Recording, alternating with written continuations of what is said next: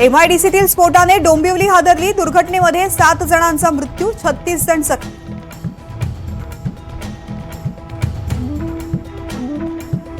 अल्पवयीन मुलाला गाडी देऊन चूक केली, विशाल अग्रवाल यांच्याकडून कबुली। गुन्हे शाखेकडून आरोपीच्या आजोबांचीही चौकशी।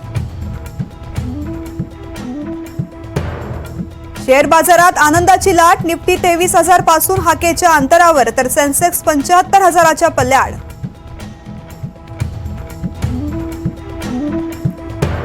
राज्यात अनेक भागात दुष्काळ सदृश परिस्थिती, उपाययोजनेसाठी आचारसंहिता शिथिल करा, राज्य सरकारची निवडणूक आयोगाकडे मागणी।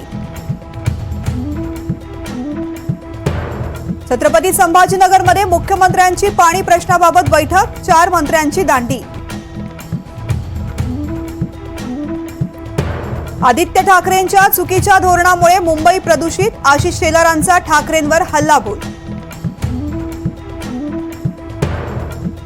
मुंबईकरांना मालमत्ता कर भरण्यासाठी शेवटचे 3 दिवस, अन्यथा प्रत्येक महिन्याला भरावा लागणार 2% दंड।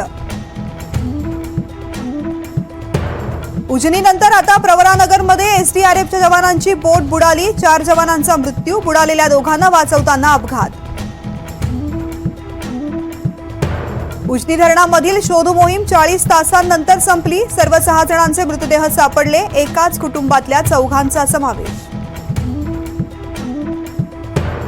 घाटकोपर होर्डिंग दुर्घटनेमधील आरोपी भावेश भिंडेंवर 100हून अधिक वेळा कारवाई, तर भावेशवर बलात्कारासह 6 गुन्हे दाखल असल्याचं पोलिसांची माहिती। ऋषिकेशच्या एम्स रुग्णालयात आरोपीला पकडण्यासाठी पोलीस गाडीसह 4थ्या मजल्यावर, गाडीसह इमर्जन्सी वॉर्डमध्ये घुसल्यामुळे रुग्णांची पळापळ।